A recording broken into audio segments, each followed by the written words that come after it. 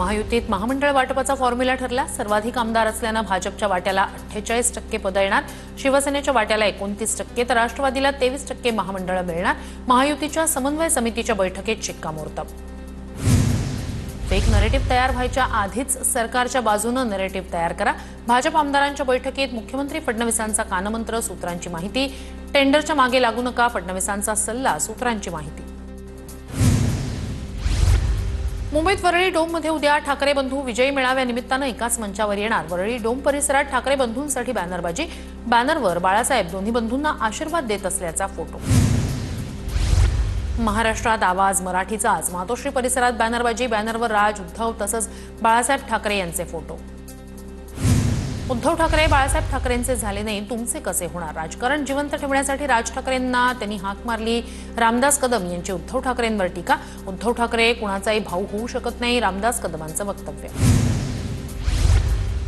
दादरमध्ये शिवसेना भवन परिसरात मेळाव्यासाठी निमंत्रण देणारे बॅनर, 5 जुलै ठरलं, ठाकरे येत आहेत, तुम्हीही नक्की या असा बॅनरवर आशय। कोणताही झेंडा नाही, मराठी हाच अजेंडा असा देखील आशय। ठाकरे बंधूंच्या विजयी मेळाव्याच्या पार्श्वभूमीवर ठाण्यात बॅनरबाजी, मनसे ठाकरेंच्या सेनेनं लावलेल्या बॅनरवरून सरकारला डिवचलं। राज्यात सरकार तिघांचं पण ओढ लागली, 2 भावांचे बॅनरवरील आशय। नागपुरातील मनसैनिक मुंबईच्या दिशेनं रवाना। ठाकरे बंधूंच्या विजयी मेळाव्यासाठी नागपुरातील कार्यकर्ते मुंबईच्या दिशेनं। मनसेचे 40 ते 50 प्रमुख पदाधिकारी मुंबईत दाखल होणार। व्यापारी आहात, व्यापार करा, आमचे बाप बनण्याचा प्रयत्न करू नका। महाराष्ट्रात मराठीचा अपमान कराल तर कानाखालीच बसेल। व्यापारी संघटनेच्या पार्श्वभूमीवर संदीप देशपांडेंचा इशारा। मीरा भाईंदरमध्ये व्यापारी संघटनेनं काल काढला होता मोर्चा।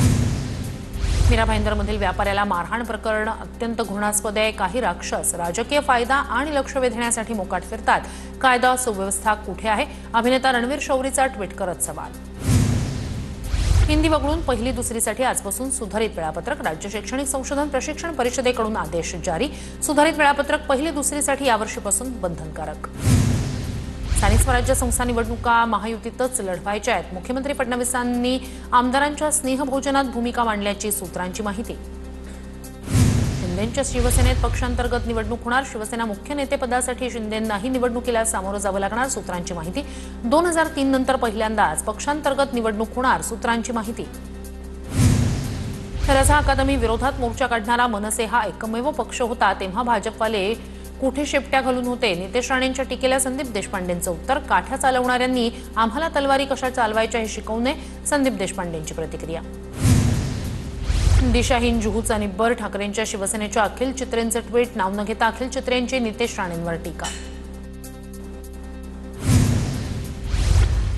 मुंबईतील गिरणी कामगार राज ठाकरेंच्या भेटीला दाखल। 9 जुलैला गिरणी कामगारांचा मोर्चा। राज ठाकरेंना मोर्चात सहभागी होण्याची विनंती करणार।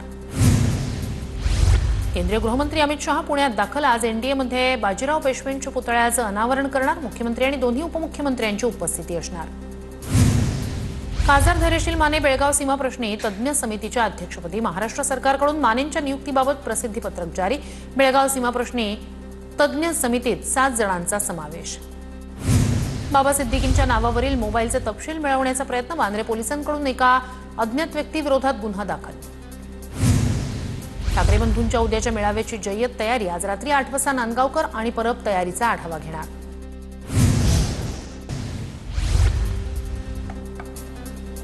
बुलढाण्याच्या लोणार तालुक्यातील वढवच्या माजी सरपंचाची हत्या। माजी सरपंच अशोक सोनवणेंची 1.5 महिन्यापूर्वी हत्या करणारे आरोपी भावकीतील असल्याचं समोर। एक आरोपी अद्याप फरार, 2 अटकेत। बुलढाण्यातील माजी सरपंच अशोक सोनवणे हत्या प्रकरणात पीडित कुटुंबाला पोलिसांनी संरक्षण द्यावं। दीपक केदार यांची पोलीस अधीक्षकांकडे मागणी। कोणत्या पोलीस अधिकाऱ्यानं हत्या प्रकरण दाबण्याचा प्रयत्न केला? दीपक केदार यांचा सवाल। सांगलीच्या वाळवाजवळ रक्ताच्या थारोळ्यात आढळली महिला डॉक्टर। हाताच्या नसा कापून गाडीत आत्महत्या केल्याची माहिती। मृत महिला डॉक्टर मुंबईतील असल्याची माहिती। प्रकरणी चौकशी निष्पक्ष पारदर्शक होण्याची विधान परिषदेच्या उपसभापती नीलम गोऱ्हे यांची मागणी। जळगाव जामोदमधील पंकज देशमुख आत्महत्या प्रकरण। पंकज देशमुख आत्महत्येप्रकरणी सीआयडी चौकशी करा या मागणीसाठी न्याय हक्क जन आंदोलन समितीकडून जळगाव जामोद बंदचं आवाहन। नागपुरात एकाच ऑटोतून तब्बल 13 विद्यार्थ्यांचा प्रवास। 3 प्रवासी क्षमता असलेल्या ऑटोमध्ये 13 विद्यार्थ्यांचा प्रवास। नियमबाह्य वाहतूक करणाऱ्यांवर कारवाई कधी? प्रवाशांची मागणी। शिक्षक भरती घोटाळ्यात नागपूरच्या सदर पोलिसांनी आणखी एका शिक्षणाधिकाऱ्याला ठोकल्या बेड्या। रवींद्र सलामे असं अटक करण्यात आलेल्या शिक्षणाधिकाऱ्याचं नाव। रवींद्र सलामेला 6 जुलैपर्यंत पोलीस कोठडी। कोल्हापूरच्या पट्टण कडोलीत स्मशानभूमीत अज्ञात भोंदूबाबाकडून अघोरी प्रकार करण्याचं प्रमाण वाढलं। मनसे कार्यकर्त्यांकडून लोकांची भीती घालवण्यासाठी करणीसाठी ठेवलेल्या लिंबांचं सरबत पिऊन भोंदूगिरीचा निषेध। बीडच्या केस तालुक्यातील डोका गावात जुन्या वादातून चौघांवर तलवार आणि कोयत्यानं हल्ला। तुम्ही तक्रार का केली, ती तक्रार मागे घ्या असं म्हणत हल्ला। केस पोलीस ठाण्यात विक्रम भांगे, सागर भांगेसह 7 जणांविरोधात गुन्हा दाखल। नागपुरात परदेशी महिलेकडून देहविक्रीचा धक्कादायक प्रकार। वेश्या व्यवसायाचा आंतरराज्यीय रॅकेटचा उघड। कारवाईत उझबेकिस्तानच्या महिलेची सुटका। नागपुरातील हॉटेलमध्ये गुन्हे शाखेची धाड। मुख्य आरोपीचा शोध सुरू। दुचाकीची चोरी करणाऱ्या आरोपीला गोंदियाच्या स्थानिक गुन्हे शाखेनं ठोकल्या बेड्या। चोरीच्या दुचाकीची विक्री करताना पोलिसांनी केली अटक। आकाश कंसरे असं अटक आरोपीचं नाव। खासदार सुप्रिया सुळेंचा हिंजवडीमध्ये पाहणी दौरा। पावसात हिंजवडीत तुंबणाऱ्या पाण्याबाबत सुळेंचा पाहणी दौरा। पुणे जिल्ह्यातील घाटमाथ्यावर मुसळधार पाऊस। मुसळधार पावसामुळे दरडी कोसळण्याच्या प्रकारामुळे ताम्हिणी घाट परिसरातील काही रस्ते बंद। ताम्हिणी घाटात फेसाळणारे धबधबे पर्यटकांना खुणावतायत।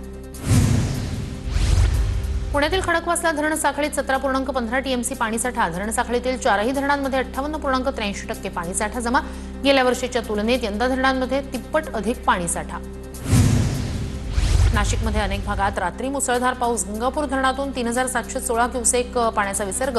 गोदाघाट परिसरातील दुतोंड्या मारुतीच्या गुडघ्यापर्यंत पाणी। नाशिक आणि उत्तर महाराष्ट्रात 2 दिवस पावसाचा जोर कायम राहणार। पुढील 24 तासात विदर्भात हलक्या ते मध्यम स्वरूपाच्या पावसाचा अंदाज। काल संध्याकाळी नागपूर शहरात पावसाची संततधार। शहरातील अनेक सखल भागात साचलं होतं पाणी। गोंदिया जिल्ह्यात पावसाचा जोर। शेतकरी पेरणी आणि भात रोवणीच्या कामात व्यस्त। सिंचन असलेल्या शेतकऱ्यांनी आधीच पेरणी केली।